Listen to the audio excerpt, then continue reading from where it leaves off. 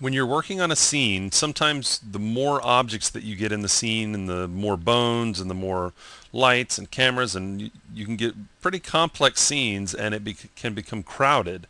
And in a crowded scene, it might be harder to pick smaller items.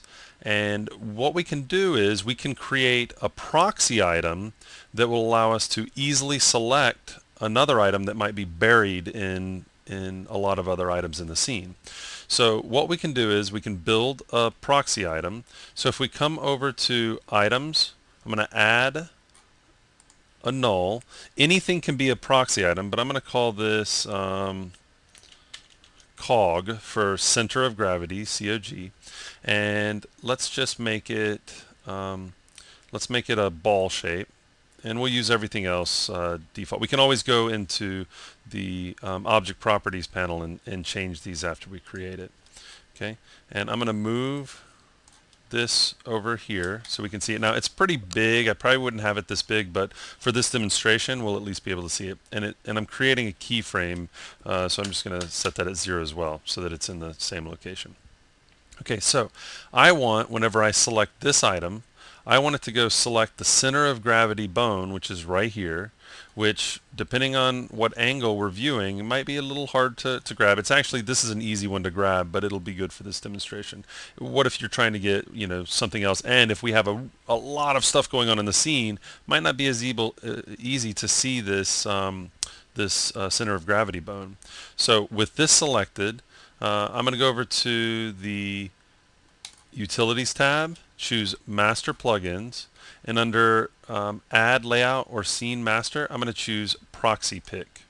Okay, double click, and I need to choose what's going to be my proxy item, and I've got this selected so I can just see, yep, COG, so proxy object, I'm going to use the COG, and for the target item, it can be anything in the scene, so I'm going to go and pick the bone COG, okay, from the Quincy rig back here. If I'd like, I can apply a label, and it'll show the target line and the label right here of COG. I'm going to close this down.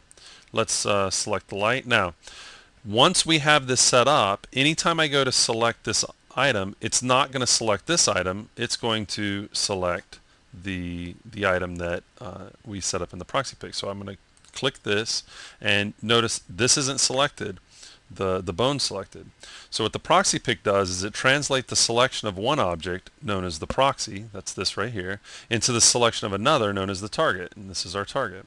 Okay, so as you can see, this is much easier to select. It's away from all of these different items, so we can easily select this item, and once it's selected, of course, we can just move it and rotate it and do whatever we like.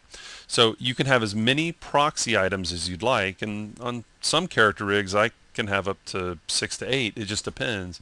But it's not just for character rigs. You can just do it in the scene. Say there's certain lights, like a main key light that you want, and it's buried in a big scene. Well, you could have a couple proxy items off to the side and use those for selecting, either a certain camera or light or bones or objects or anything that you want. Now, if you ever want to actually select this item to move it, remember that every time you go to select it, it's going to go select its target. So you need to temporarily turn off the proxy pick so you can actually select it. So if the proxy pick plugin is active, you're not going to be able to select this, because every time you go to select it, it's going, oh yeah, you don't want to select this, you want to select the target. So just remember, you can disable it in the master plugins list found under the utilities tab. So that's just a quick look at proxy pick. It's great for heavy scenes that have a lot going on, and it can just really speed up the selection process right here in the viewport.